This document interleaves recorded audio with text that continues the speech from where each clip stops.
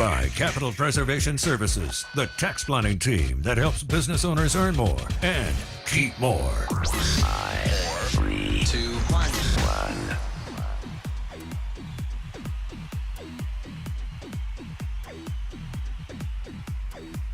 Oh, man. About to talk a little Nick Saban and the dynasty in Tuscaloosa as it continues to roll on.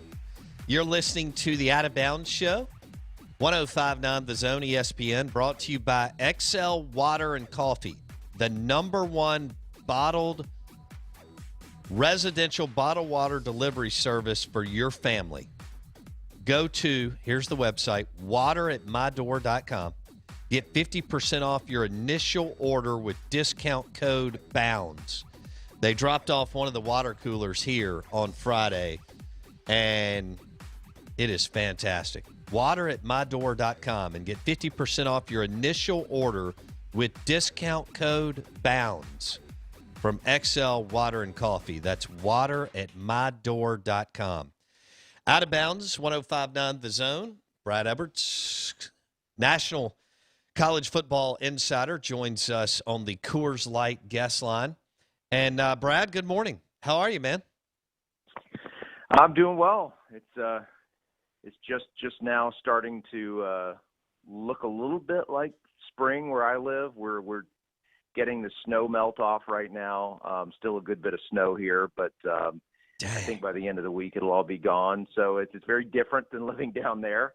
One of the things that this is my 25th year or 25th winter in Connecticut I'm coming out of, and one of the things that I've grown to hate about this place is that there's really no spring. You basically go from winter into about a 3-month span where it's pretty much in the 40s and 50s every day. So it's not freezing, but it's not warm either. So to me, spring is the worst. As much as you would think it's like getting through the cold, spring's the worst just because it should be warmer than it is. Yeah, well, we had the ice storm a few weeks ago, and we all freaked out, just so you'll know. I know. I remember those days, and of course, I mean, the big thing is that you don't have all the equipment to clear the roads and to deal with a lot of the stuff, and it's it's a regular occurrence here, which makes it very different. But it's just in the same way that people up here like freak out when it gets to be like 93. They're like, oh, it's too hot, you can't go outside. So it's just. It just all depends on what you're used to. That's right. For our listeners, Brad is from here, grew up here. Brad Eberts joining us on the Out of Bounds Show. Well, all right, so Saban does it again, and they knock out the #1 recruiting class, and the guy's taking care of himself. He's 70 years old, but you can make a strong argument that 70 is the new 60. And so, a couple of years ago, Brad, I thought about 2 years ago, I thought he was probably 4 to 5 years away from being done. I'm not sure that is the case anymore, but walk us through the fact that, they don't win it for 2 years and people literally freak out in that state. And then he comes back with a dominant season in which they played all league games, and he goes through all the powers and so on. And he wins another national championship. Just talk about that historically and what that means in the world of college football, Brad. Yeah, it is really crazy. And we've become so used to it over the last 12 years that I don't think we really appreciate how amazing it is what he's done there. Being able to go no more than 3 years without winning a national championship. In other words, no more than consecutive seasons with no championship won, and each time in the third year he would win one, if not every other year back to back. And so 6 national titles in 12 years. Every player or coach who has come into that program and stayed at least 3 seasons has at least one national championship ring, and that's what's crazy. And you look at the way that affects how everything around it is perceived. Forget the way that Alabama fans react and how entitled they are, and the things that they get upset about compared to most programs because of all that success. But you look at a guy like Dabo, who, look, and we weren't that long ago. We're not that far removed from, people wondering, is Dabo going to pass Saban by? So these types of things can turn pretty quickly. And when you're coming off a national championship, you're on a high, and your place in history maybe seems a little bit different than it would if you're coming off a loss. But still, that said, with Dabo, the guy's won 2 national titles in a relatively short period of time. And you think back, or you just look back in recent history, Pete Carroll, for all the success he had at USC, and we remember those teams well and how they dominated, he only won 2 national titles. One of them, LSU fans will be quick to remind you, was a shared national title, a split title. But he only won 2 national titles at USC. Bobby Bowden, for all the success he had at Florida State, all the greatness, all the dominant teams, had 2 national titles, the same number as Dabo. And yet, Dabo is so far behind Saban as far as, what his program has accomplished over these last 12 years, that people don't think of Dabo in the same way that they would a Pete Carroll or a Bobby Bowden, for sure, because he wasn't the best coach of his decade, that he enjoyed his most success. And so that's just one example of the way that, what Saban has done at Alabama just kind of affects the way that everyone else is viewed. And, Gus Malzahn will second that, because, he had some good seasons at Auburn. He obviously, took them to a national championship game, came really close to winning an SEC title in another year. Obviously, as a coordinator, won an SEC title and a national championship in 2010. And yet, because of Saban's greatness, they couldn't stand what Malzahn was doing. And so, you look at that, and all around the SEC, the number of coaching changes, I certainly don't think all of them are related to what Saban has accomplished, but a lot of them are. It's just that everyone's trying to use as a standard what's the greatest run in the history of the sport, and it's just not fair to anybody to think that any program should accomplish that. Brad Edwards, college football insider, on the Coors Light guest line, talking Saban and Bama. You just hit on something. Everybody's trying to emulate Bama. Has that worked to his advantage with all the ADs in the conference, hiring his assistants, most who had no business being head coaches? Yeah. Brad? I think maybe to some degree it has, in that, that they're not as good as he is at doing what he does. And then, of course, the other thing is on the field, as far as just, X's and O's, he's evolved. Actually, it's not just on the field. It's obvious if you look at what he's done with his offense, how much he's changed, been willing to change over the years. And even defensively, went from, having those huge front sevens, and it was all about stopping the run, to now he's got, faster players. And certainly they're not as good on defense as they used to be. No one is going to be dominant these days on that side. But he certainly has changed his approach. He's changed with the game as he needed to. And you even heard him say a couple of times last season, look, it's just about getting a few stops. When your offense is as good as his is, and it's funny because this is what we always kind of, made fun of the Big 12 about, the way that they play defense. But when your offense is that good, that's really what your defense needs to do, is just get off the field a few times without allowing a touchdown, and that's enough. But, you look at the way that he kind of overhauled his recruiting. He had one, and I'm going to say this, quote, bad class, which ranks 6th in the nation, the unacceptable, outside the top 3 finish in recruiting.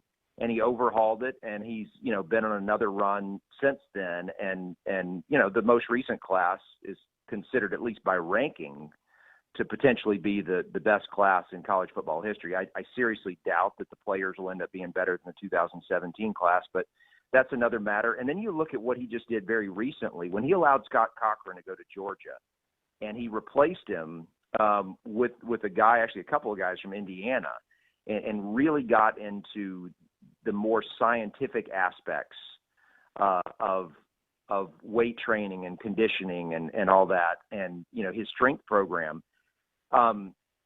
Now everybody in one more area where they're trying to emulate Saban. And so it's not just the on the field stuff. It's the off the field stuff, and the way that he has just continued to stay ahead of the game, I think is really what's most remarkable. And that's the reason that, a 2-loss season is a major crisis in Tuscaloosa, is because he's just that good. Yeah, he is. Brad Edwards on the Out of Bounds show. He's been covering Nick Saban for a long time. I guess you could say since Michigan State, because Brad started ESPN, I think, in '96, but definitely since LSU in 2000, and then the run at Bama. But here's what's interesting, Brad. He's the best ever as far as building and sustaining a championship program. And not to take anything away from Coach Paul Bear Bryant, but Saban's done it in an era where you lose all these kids after their junior year. And there's some other things, obviously, that he has to do. And there's so much money in the game. Coach Bryant had some assistants stay for a while. There's so much money in the game. These guys are hired guns. They're leaving every other year, if not every year, because of the bump from other – and the Mississippi States and Ole Misses and South Carolinas can pay tons and tons and tons of money, too, today. When you and I were growing up here in Jackson, that just simply wasn't the case. So having said all that, isn't it fascinating that he's not an elite play caller? He hasn't had to be. I don't think he's an elite in-game coach. But he is an elite at some of the things that you just talked about: program building, culture, understanding how to evolve, putting people in the right spots. Isn't that interesting that the greatest coach of all time, I wouldn't consider an elite defensive or offensive play caller or in-game coach, Brad?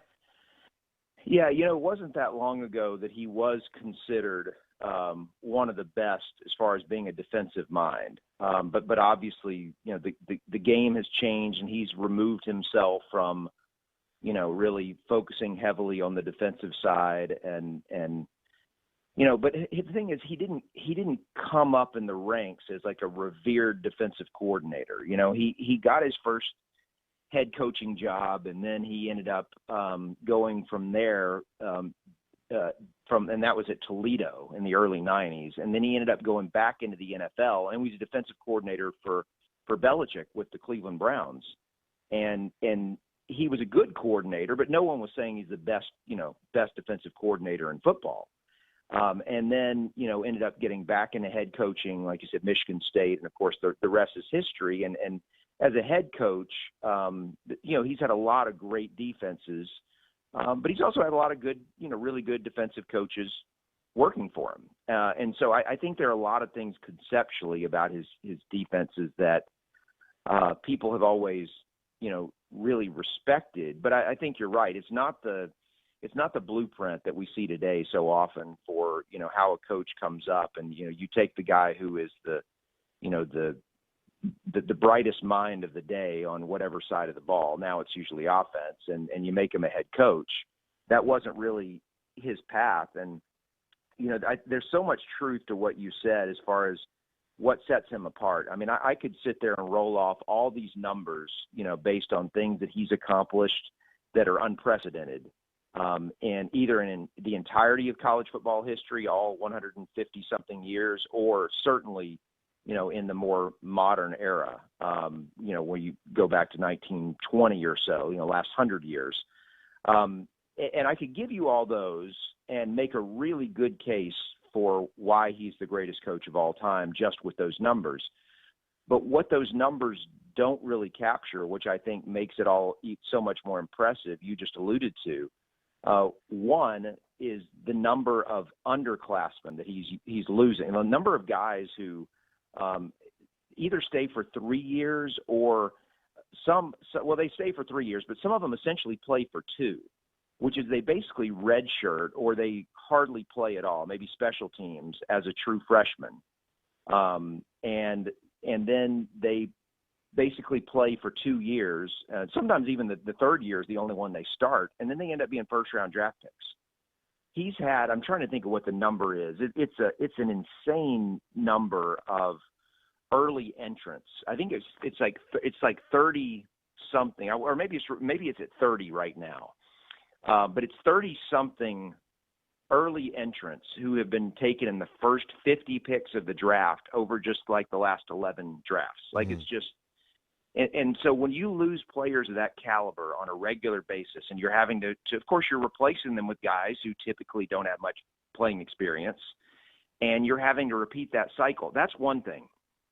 But I think the biggest thing is what you said about the coaches and how he's constantly losing, I mean, not just half his staff, but in so many years, at least one coordinator, if not both. Like it's become a regular thing where he's just constantly having that staff turnover, and to be able to accomplish all that he has, not only in the wins and losses, but also in the recruiting with that turnover on the staff year after year, all by the way, while getting older. I mean, he's older to the point where he doesn't look like an old man. Like, I mean, you watch him on the sideline, nothing's like that. Well, look how old that guy is. But by his age, like he's almost 70, that by historical standards of football coaching is old. And very few guys have ever had, even decent success, beyond that age. And so that's the type of thing that can easily be used against him in recruiting is that he's old, and that certainly he can't coach too much longer. And yet, with all of those things that he's had to deal with, he's managed to do all this, and it's amazing. Brad Edwards, college football insider, on the Coors Light guest line. You're listening to the Out of Bounds show. We're talking Saban and Bama. It's interesting, Brad, when you and I were going to Veterans Memorial Stadium as a kid, I remember watching Coach Paul Bear Bryant lean up against the goalpost and watch his team and the other team pregame, right? Get ready for the game. And Coach Bryant looked like he was 98 years old. And he stepped down at 69 and died a couple of years later. Saban is 69 or 70 and he could pass for 58 and looks like he's, in great shape and taking care of himself. So to piggyback off of what you're talking about, he may go another 5 or 6 years, Brad. Yeah, I think that in some ways COVID might have lengthened his career because, you had the couple of episodes last season where he had to quarantine. He had the false positive test, before the Georgia game. And so he had a few days where he wasn't out at practice and he was at home. And then you had, I believe it was the week of was it the Auburn game or the LSU game? I can't remember which one it was. It was the Auburn game, I think. That he couldn't coach, right, because of a legit positive test that time. But he had those 2 episodes last year where he ended up spending a few days at home because he was having to quarantine.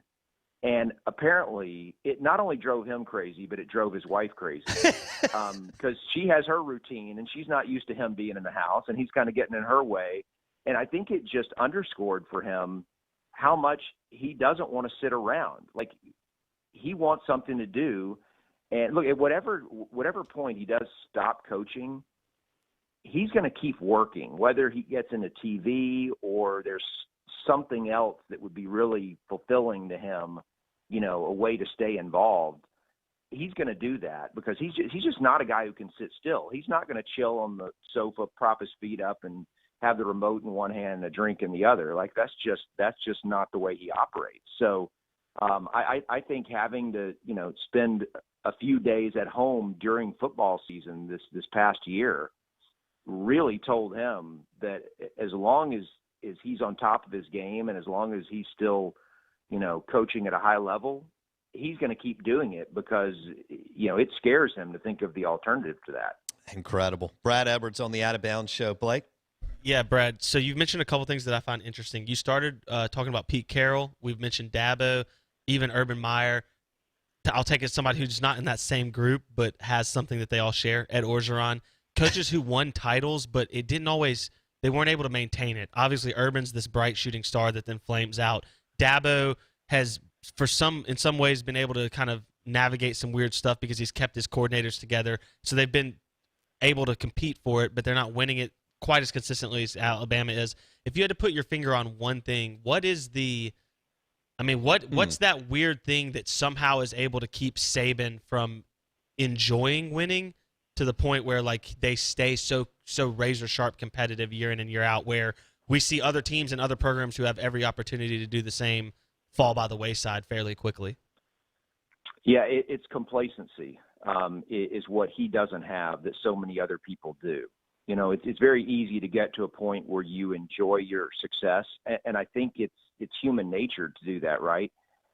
He won't allow himself to do it. And Ivan Maisel, who used to work with me at ESPN, had just put out an article today with I think it was at The Ringer, is who he was writing that article for. I'm not sure if he's full time with them now, but it's the first thing he's put out in quite a while. And he was writing about Saban and kind of how he's avoided a lot of the pitfalls that have really ended the careers of a lot of, you know, great coaches in the past. And Saban said, and in fact, I don't even think it was a direct quote to Ivan. It was something that he had said on an ESPN piece when he was talking to Marcus Spears. But he quoted it in this article, and where Saban said that his fear of losing is what drove him, and that whenever one game would end or one season would end with the championship, it was always his fear of losing the next game is what would keep him going.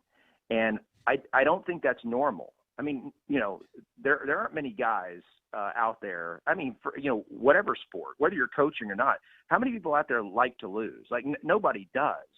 But to take it to that level where your fear of losing is so great that it causes you to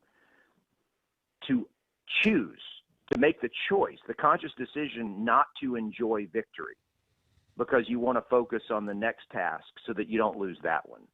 And, you know, and that I think is really what sets him apart from, you know, from maybe anybody else who's ever done this. I don't know. I'm sure there are a few, you know, over the years who have that gene, and whether they've all won at the same level as him, you know, I'm talking about other sports, who knows, but there just can't be that many people who are able to kind of compartmentalize the way that he does and say, I'm not going to enjoy victory because I'm too afraid of losing the next time out. Well, there went 22 minutes. We need another 30, but we'll do this again. Brad Edwards, college football insider on the Coors Light guest line. And here's what else is interesting. Well, there goes the show. Bryce Young is the next starting quarterback at Alabama. People tell us he's like 5'10", 180, but he was the number one dude coming out of California. He didn't play this year, obviously, but it's his team going forward with the new OC. Will they keep it going? Brad Edwards on the Out of Bounds Show. Thanks, Brad. Be good, buddy. You got it, man. Take care. That was great. 22 minutes on Saban and Bama. Yeah, Bryce Young, Blake, is he's like 5'10", 180. Who cares if you're throwing smaller than Tua? Throwing to guys that are like 80 feet open. Fair enough. The Out of Bounds Show, ESPN 105.9 The Zone, brought to you by Edwin Watts Golf Shop on County Line Road and Live Oaks Golf Club, Highway 49 North, right there on the outskirts of Pocahontas. The show is also presented by Madison Ridgeland Academy Basketball. Catch it at 7:30 tonight on ESPN.